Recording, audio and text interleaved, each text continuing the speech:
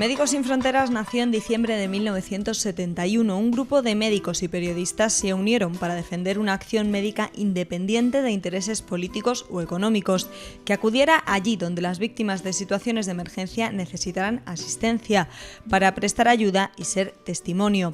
En 2011 la organización cumplió 40 años y creó una muestra que repasa su historia y que ahora puede verse en Segovia. Lo cierto es que nuestro trabajo en estos 40 años es como una especie de círculo cerrado, porque lamentablemente seguimos estando en países y en situaciones como conflictos que ya en 1971, cuando nos fundamos, empezamos a trabajar, con lo cual, bueno, la verdad es que todavía queda mucho por hacer. En estos 40 años han estado presentes en más de 90 países. Esta muestra es una ventana abierta a la acción de Médicos Sin Fronteras y de denuncia a las situaciones que se viven en el mundo.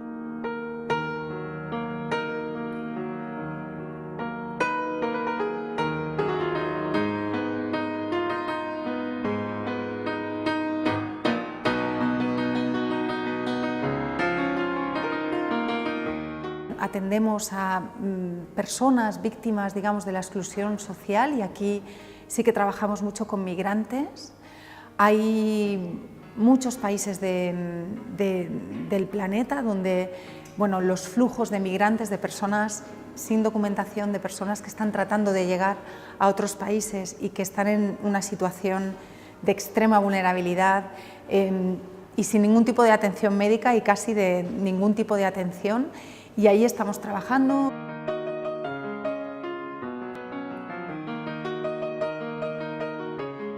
Quería enseñaros esta foto porque esta fotografía es de 1984, de una hambruna que hubo en Etiopía que, bueno, afectó a millones de personas.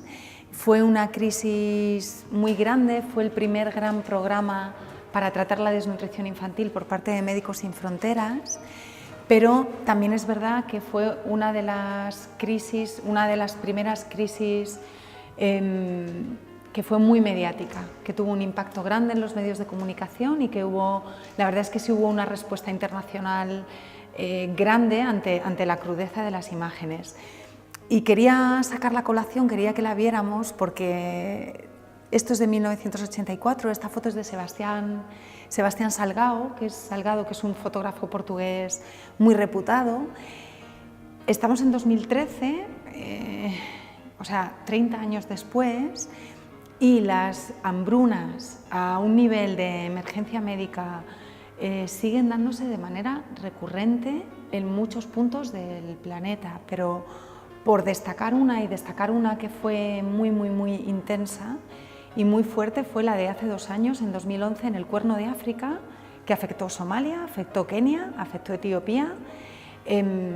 Hubo también, precisamente por la situación de guerra en Somalia, de conflicto interno, pero también por la situación de hambruna, un desplazamiento de somalíes hacia campos de refugiados en Etiopía, en Kenia, enorme, de muchísimos miles de personas cruzando en 2-3 meses. Y bueno, la verdad es que Médicos Sin Fronteras España estuvo en 2 campos de refugiados, además de dentro de Somalia, tratando la desnutrición, en Dadaab, que está en Kenia, y en Liben, que está en Etiopía. Y los índices de desnutrición que vimos allí, comentaba el otro día una compañera, Nuria Salse, que es la referente en desnutrición de Médicos Sin Fronteras España, que bueno, los índices de desnutrición allí en 2011 hacía 11-12 años que no los veía. Una situación absolutamente complicada, difícil, donde de nuevo la comunidad internacional no respondió a tiempo. O sea, las organizaciones humanitarias llevábamos muchos meses advirtiendo y diciendo: cuidado, que va a haber una crisis humanitaria grave, va a haber una hambruna, una situación de desnutrición infantil grave. Y bueno, al final, pues a la comunidad internacional nos pilló el toro porque no dio respuesta hasta muy tarde, con lo cual, bueno, la situación, la verdad, cuando dio respuesta era una situación desbordada y con un número pues muy elevado de muertes que se podían haber evitado. Bueno, el concepto, a veces esta sensación de bucle que tenemos en Médicos Sin Fronteras, de que pasan los años, sí hay cosas que mejoran, pero estas grandes catástrofes humanitarias siguen de forma recurrente produciéndose en diferentes puntos sobre todo del continente africano, asiático, latinoamericano, pero bueno, seguimos siendo ineficaces como comunidad internacional para evitar que ocurran.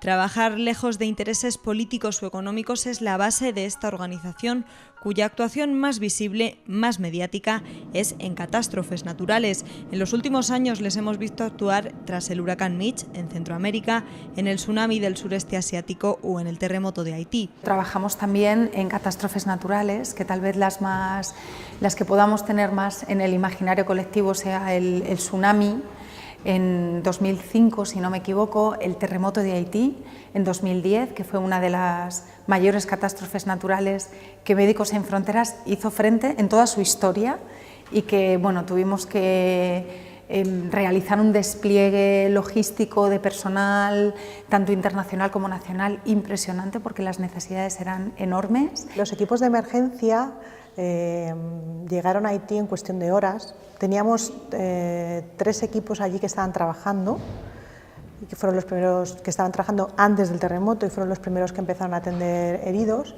y el resto de equipos se desplazaron desde Panamá y estaban allí en menos de 24 horas. Al principio se empezó a trabajar, bueno, esto es un patio de un hospital. Los edificios no eran seguros para trabajar dentro y entonces se desplazó el material que se pudo salvar hacia zonas al aire libre, y después empezó a trabajar con hospitales que instalamos en tiendas de campaña, hospitales hinchables, y en esos hospitales teníamos desde el quirófano, UCI y cuidados posquirúrgicos, y en un hospital que se hincha, que es un poco así como un castillo hinchable, que se hincha en cuestión de minutos, puedes montar un hospital que puede atender hasta 40-50 pacientes.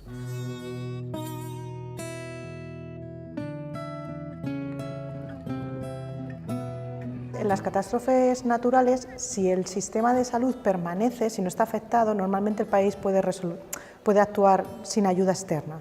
El problema es en países donde el sistema de salud ya es precario o donde la destrucción es tan masiva que los hospitales, los centros de salud también quedan destruidos. O como en el caso de Haití, donde mucho personal médico también falleció durante el terremoto. Gente que estaba trabajando en hospitales, incluso estudiantes de medicina. Entonces el sistema de salud está muy deteriorado. Se empieza salvando vidas con la gente herida, pero enseguida se pasa a atender todas las necesidades de salud, porque, por ejemplo, en Haití nosotros teníamos una maternidad que atendía 200 partos a la semana y las mujeres van a seguir dando a luz a pesar del terremoto.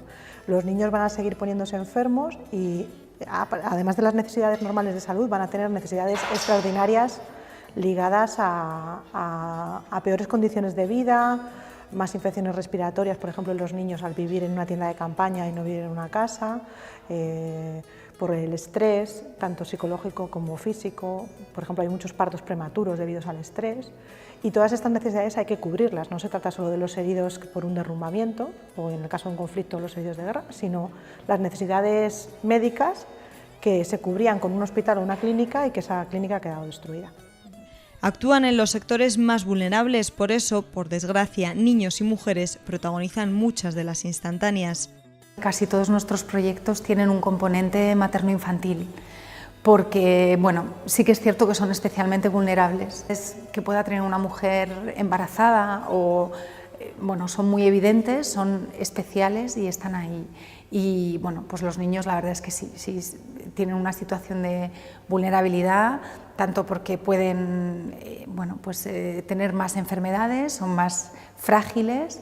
La desnutrición, también la desnutrición infantil, cuando hay carestía de alimentos y cuando estamos en situaciones como por ejemplo campos de refugiados con números muy altos, como puede ser ahora Sudán del Sur o Kenia, que en la frontera de Kenia con Somalia hay 450.000 refugiados, se dan picos y situaciones muy problemáticas donde la desnutrición es muy acuciada, y esto, sobre todo el impacto mayor, es en los niños, porque además están en un momento del desarrollo que, bueno, pues que luego puede tener también consecuencias no solo físicas, sino cognitivas. Son los grandes afectados por las llamadas enfermedades olvidadas, otro de los campos de acción de Médicos Sin Fronteras. Son enfermedades que son la malaria, el SIDA, pero más el SIDA pediátrico, la enfermedad del sueño, el Kala-Azar, la tuberculosis, y me dejo una, y el Chagas, que son enfermedades que, por un lado, los tratamientos que hay, la mayoría de las veces son tratamientos muy antiguos, porque estas enfermedades ocurren en países donde los ministerios de salud tal vez no tienen la capacidad adquisitiva para comprar tratamientos de forma masiva para la población afectada, y la población afectada mucho menos. ¿Qué pasa? Que esto no fomenta la investigación, porque no genera un beneficio económico, ¿no? Con lo cual, los tratamientos que hay son antiguos, con muchos efectos secundarios, y luego, además, ese tratamiento muchas veces no llega a las personas.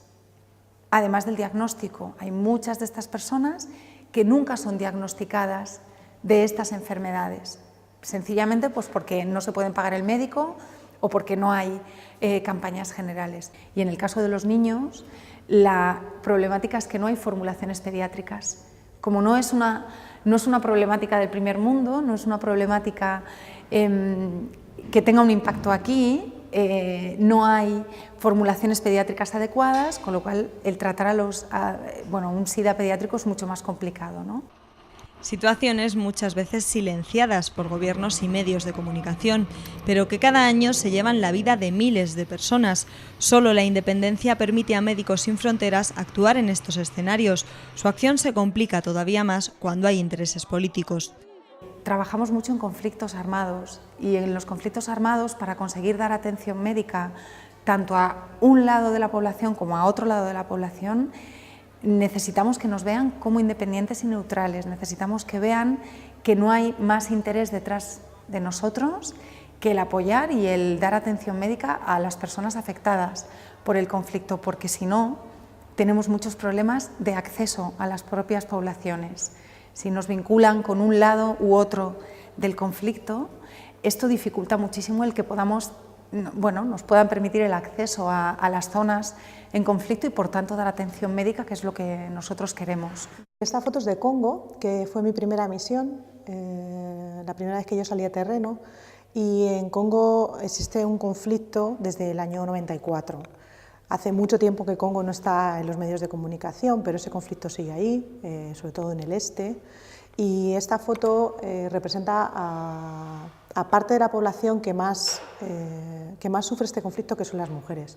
En Congo la violencia sexual se ha utilizado como arma de guerra, como una forma de humillar al enemigo, pero sobre todo en el este de Congo sigue habiendo, esta foto es del 2011, pero en el 2013 seguimos estando allí y seguimos viendo, hay violaciones todos los días. Hay mujeres que han sido violadas varias veces, violaciones múltiples, o que han sido secuestradas y violadas varias veces a lo largo de su vida, y la probabilidad de que una mujer en Congo sufra una violación o cualquier tipo de violencia sexual es elevadísima, es algo cotidiano. Las consecuencias de estas violaciones son tanto físicas, lesiones físicas, como psicológicas. Y nosotros estamos ahí intentando, por una parte, hacer llegar un tratamiento en las primeras horas para evitar las consecuencias físicas de enfermedades de transmisión sexual, transmisión de SIDA y embarazo no deseado, pero también dando apoyo a estas mujeres, porque hay un gran estigma en las poblaciones sobre las mujeres que han sufrido violencia sexual, con embarazos no deseados también. Y estamos dando no solo el apoyo médico, puramente médico, sino también apoyo psicológico. Y bueno, lamentablemente en todos nuestros proyectos, tanto en Congo como en República Centroafricana, como en Costa de Marfil, la violencia sexual es algo cotidiano y nosotros solo actuamos en las consecuencias y poco podemos hacer en las causas, pero aparte de hacer fotos como estas y denunciar lo que está pasando. En 2010, Médicos Sin Fronteras contaba con 27.000 trabajadores en 430 proyectos en 60 países. Realizaron más de 7 millones de consultas médicas. Son solo algunas cifras que reflejan el trabajo de una organización que no sería posible, insisten, sin el apoyo de las personas particulares que apoyan su labor. La ayuda y el trabajo de Médicos Sin Fronteras está basado en una ayuda de sociedad civil a sociedad civil. De todas esas gotitas que los socios individuales nos van dando es cómo conseguimos tener esa financiación para hacerlo. Entonces, por ejemplo, un tratamiento de malaria, comentaba Miriam, que cuesta €0,5, pero es que esto es muy importante, es que si no tienes ese €0,5 no puedes hacerlo. Un tratamiento para sacar a un niño de la desnutrición infantil de una situación crítica grave a que el niño esté bien, que es un tratamiento de aproximadamente 1 mes y medio, son €48 el tratamiento entero. O sea, que estas cantidades que pueden parecer pequeñas, es que de verdad cuentan muchísimo y cuenta esa ayuda de cada uno de nuestros socios. Pero es bastante rápido y la independencia, el tener este apoyo de socios y colaboradores, lo que nos hace es tener esa bolsa de fondos donde cuando hay una emergencia, digamos que tienes ese dinero reservado para hacerlo y es lo que te permite actuar pues en 24 o 48 horas. Actualmente, Médicos Sin Fronteras cuenta con más de 5 millones de socios y colaboradores en todo el mundo, 1.800 solo en Segovia. Ellos garantizan que el 90% de la financiación sea privada y permiten que esta organización siga trabajando por preservar la vida, aliviar el sufrimiento y restablecer la dignidad de las personas. Ojalá no tuvieran que existir organizaciones que tienen que dedicarse pues a poner parches en un sistema internacional imperfecto donde hay muchísimos agujeros negros, por llamarlo de alguna manera. Pero ojalá que cada vez las crisis sean menores y que cuando hay crisis la respuesta internacional a esas crisis sea cada vez mejor para que el trabajo de las ONGs cada vez sea menos pertinente.